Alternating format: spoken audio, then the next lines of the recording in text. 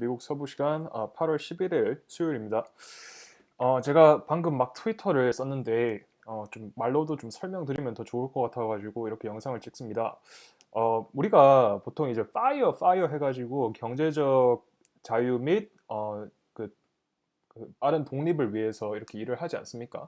근데 우리가 이 파이어만 보다 보면 너무 이게 먼 미래 같아가지고 약간 좀 마음에 안 와닿을 때가 많은 것 같아요.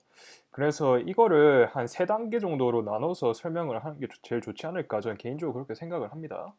그래서 이제 Financial Independence and Retire Early라고 해서 어, 경제적 독립 및 이 조기 은퇴인데 저는 그 좀 독립 이전에도 뭘 해야 된다. 그게 제가 생각할 때는 경제적 주권이라고 생각을 해요. 이 경제적 주권이라는 게 뭐냐면 결국 돈을 버는 게 우리가 시간의 여유를 얻고 그리고 그 시간의 여유를 바탕으로 좀 마음의 여유를 얻기 위해서 하는 행위가 아닌가 저는 그렇게 생각을 하거든요.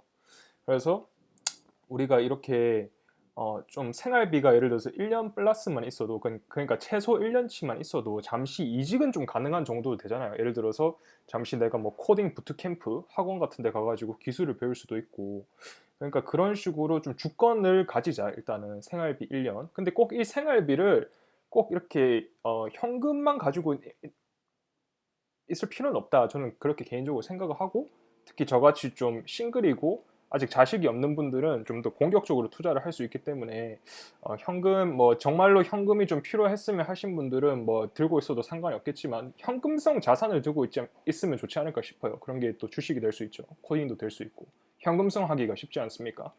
그래서 경제적 주권을 먼저 바탕으로 좀 어느 정도 마음의 여유를 가지고 직장 생활을 하다 보면 조금 더 이렇게 저렇게 또 기회가 보이는 것 같아요. 개인적인 생각입니다. 제가 물론 저는 또 부자가 되기 위해서 직장 생활을 하는 것도 있기 때문에 그렇게 직장 생활에 막 승진에 목매고 그러진 않지만 그래도 그게 어떻게 보면 경제적 주권이라는 생활비 1년 플러스는 있기 때문에 좀 거기에 좀 바탕이 되는 것 같습니다. 마음의 여유가. 그 다음에 제가 생각하는 게 이제 경제적 독립이라고, 제가 생각할 때는 잠시 내가 진짜 한 5년 정도는 바칠 수 있는 그런 사업을 하는 정도?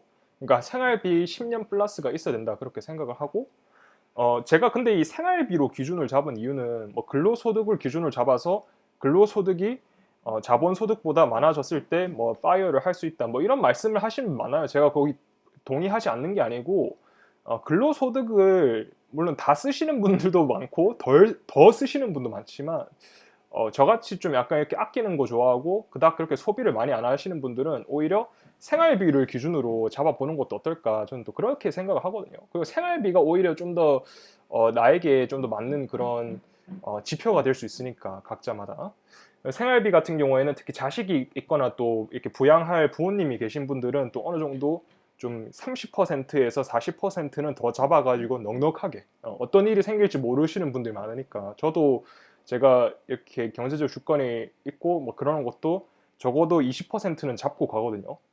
어떤 일이 생길지 모르니까 사람 살면서 그러니까 항상 그렇게 안전마진은 확보를 하되 너무 너 돈을 막연하게 나 언젠가 은퇴를 해야 되지 이런 식으로 가다 보면 은퇴 시기도 놓칠 뿐더러 그리고 그러니까 은퇴 시기를 놓친다는 게 본인이 일을 좋아하시면 계속 하시면 돼요. 근데 예전에 내가 돈이 충분하게 있는데도 은퇴를 못하는 분들이 많아가지고 그런 거예요.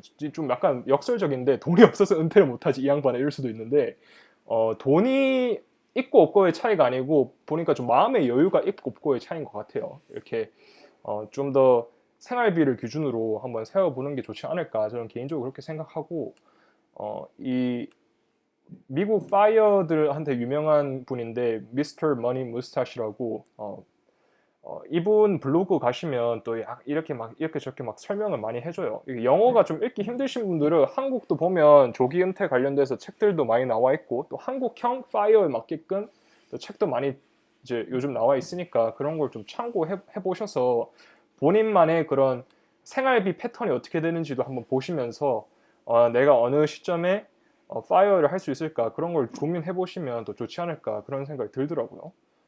그리고 제가 또 활용하는 게 데이브 램지라는 유명한 파이낸셜 재테크 관련해서 유명한 그 미국 분이 계시는데 이분 웹사이트를 가시면 이렇게 투자 관련된 그 계산기가 있어요. 복리 계산기.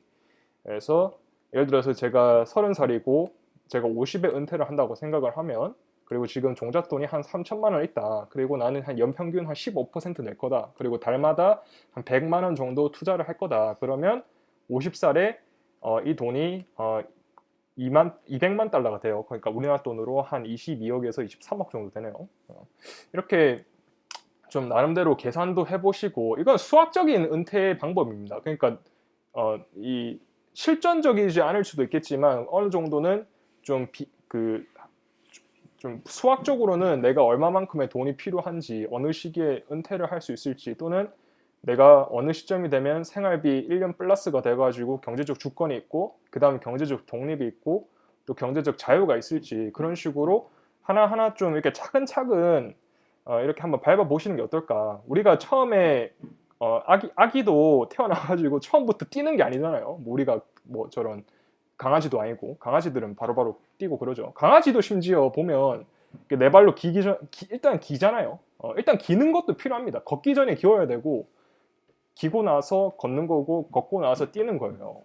그런 과정이 있으니까 우리가 그 파이어, 경제적 자유 또는 경제적 뭐 독립 뭐 이런 것들을 조금 더 좀 세부화 시켜가지고, 제가 그냥 생각하는 그냥 이렇게 좀 큰 테두리를 한번 좀 설명드려 봤습니다. 자, 오늘 또 영상 이렇게 또 마무리 짓겠습니다. 또 영상 도움 되셨으면 좋아요, 구독 부탁드리고 또 행복한 하루 되시길 바랍니다. 감사합니다.